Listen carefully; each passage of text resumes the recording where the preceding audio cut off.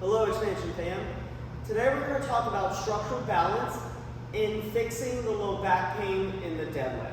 Okay, so there's three things I want to go over.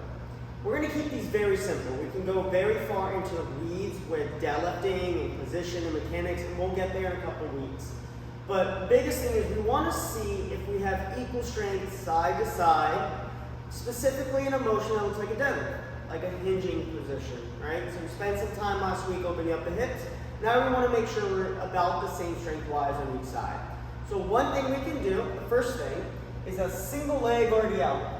You can use a barbell. You can also use a kettlebell since it's very easy to grab in a gym setting as a warm-up. So can you hinge with one leg, bring the kettlebell down, keep a flat back, come back up. And you're going to test. I want you to find a 10 rep max on each leg using a kettlebell. So take it up progressively, and you're looking to see, hey, am I the same side to side? Or, hey, I can only do 2 reps at this weight on the left side versus the right. And we're looking to get to about 25%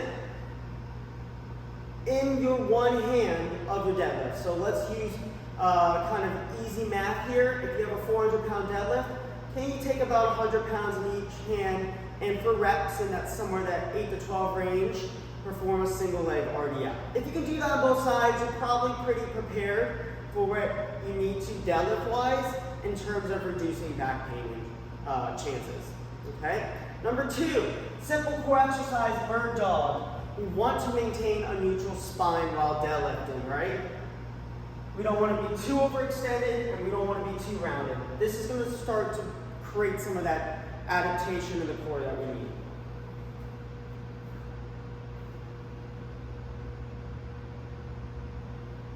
Keeping the back flat. And I want you to keep hand and arm somewhat low. I don't need you to come all the way up. You want to stay somewhat neutral. And you can use a mirror, or you can use a partner to tell you, hey, you look in a line and you're not extending too much of the back. The key is to create a stable core in a neutral area. Last thing that I want to go over with today is a simple carry. All I want you to do is grab that same kettlebell, load up. You can grab another one if you want, and go for a walk. Spend some time doing this. 3 to 5 sets, a couple times a week, of something heavy in both hands, walking 50 to 100 feet. We don't need to get too specific. I just want you to spend some time with weight where now you're becoming a little more dynamic and you're forcing your core to activate a little bit more. This is going to protect that back for those times that we do get maybe a little off kilter coming up. The weight's a little heavy that day. We start to do funky things. We're starting to practice in these dynamic positions so our bodies are prepared for it. All right, guys, check us next week.